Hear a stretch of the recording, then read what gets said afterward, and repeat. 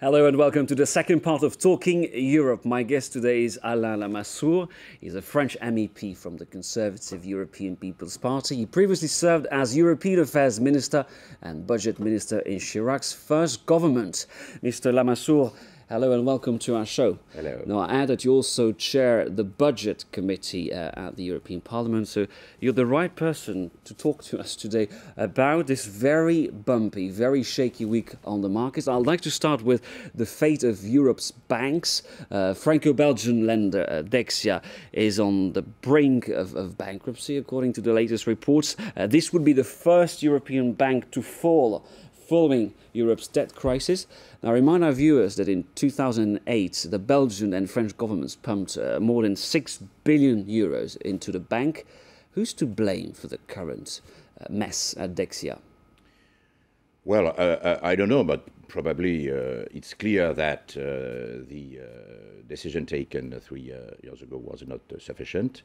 And originally, all the difficulties for Dexia came from all the speculation before 2008. Dexia was the only French, actually it's a Franco-Belgian bank, but the only French bank taken by all the speculation on the subprime, which highlights that all the other French banks were good managed, well managed, and have been able to get through the crisis without important losses. But now Dexia has still to be settled. Now, Dexia, of course, came as a surprise because there were stress tests whose results were published in July, and Dexia seemed to have passed the test very successfully at the time. What does this say about the reliability of these stress tests? Well, what this demonstrates is that the stress tests are not yet the right ones. It was a second generation of stress tests. They were not good. The good news is that now we have, since the first stress tests, set up a new European supervisory authority for financial activities. 3 different. One supervisory authority for the banks, another for the insurance companies, and another for the financial markets. They will be fully fledged as of next year.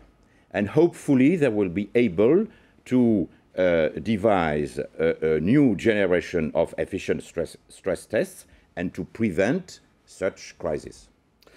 Now, of course, if Dexia is to be dismantled, the French state is likely to step in to guarantee loans. Let me ask you a very simple question. Is the French state able to pump more money into Dexia today? What potential effect could this have on France's AAA debt rating? Of course, it will depend on the amount which could be required, but it's not a very high amount. I must recall that when the government temporarily aided the French banks after the Lehman Brothers crisis in lending money to them, the French government was paid back by all the banks, and the French taxpayers won between 2 and 3 billion euros of interest rates. So we are in the same order of magnitude. I doubt that it would be very serious for the French public finances and economy. And one last question on the banks. This is a major U-turn. This week, Angela Merkel, the German Chancellor, paved the way for a recapitalization of German banks. She obviously followed recommendations by the IMF and the European Commission. France should follow suit? It depends on the situation of the French banks compared with the German banks. The situation of the French banks was far better. The Lehman crisis demonstrated that, unfortunately, very important German banks were in a poor shape. Well, we will see what the situation is now. But if you mention Mrs. Angela Merkel, I would like to take this opportunity to pay tribute to the German political leaders, as well as of the majority or the opposition.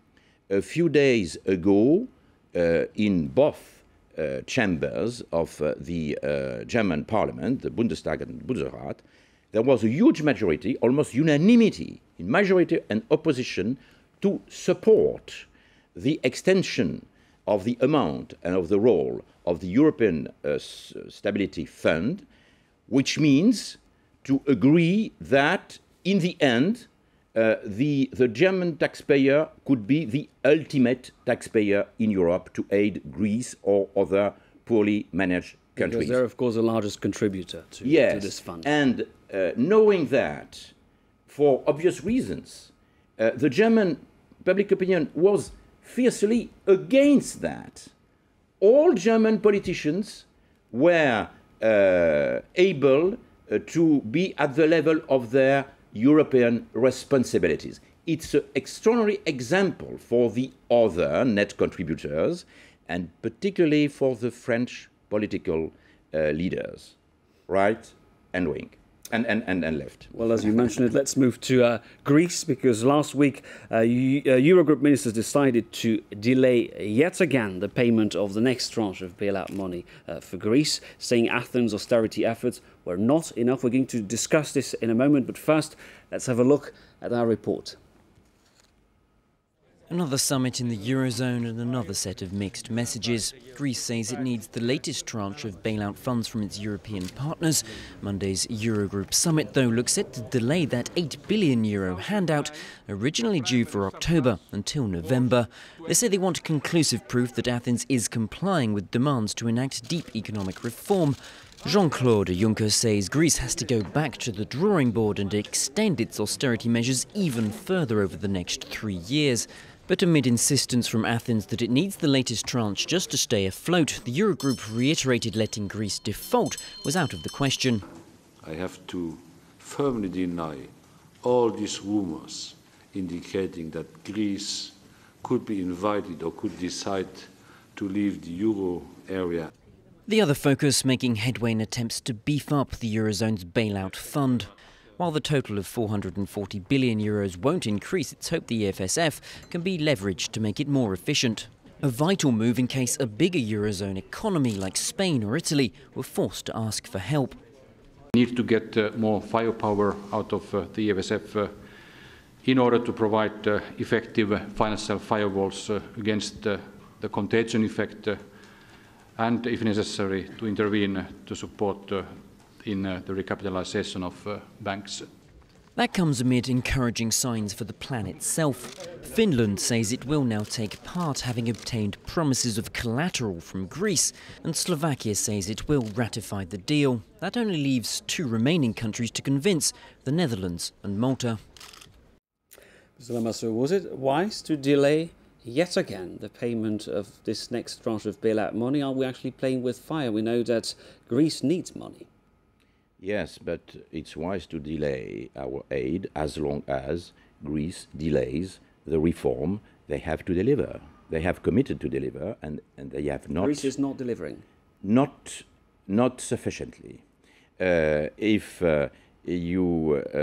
maybe some of the viewers were in Greece this summer for holidays, and they saw that no credit card machine is now working in Greece. The whole economy is in cash, which means that the taxes are no longer paid.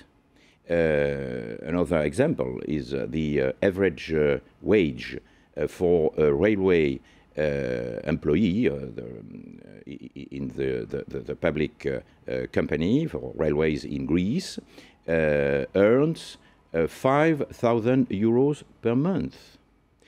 We are still waiting for a real privatization program. And whose fault is this? Is it the fault of Prime Minister Papandreou, who is not determined to enforce the reforms he promised to deliver? Clearly, he has difficulties to deliver. But we must understand the governments and behind them the taxpayers who are invited to make efforts that the Greeks have not yet been able to make. So it's normal we put conditions on our help. Well, hopefully a solution will be found in the next few weeks. Can Greece be saved? Yes, Greece will be saved. So you don't believe Clearly. in what some have called an orderly default of Greece? One way of saving Greece is to organize an orderly default. And clearly, the default is already implicitly accepted.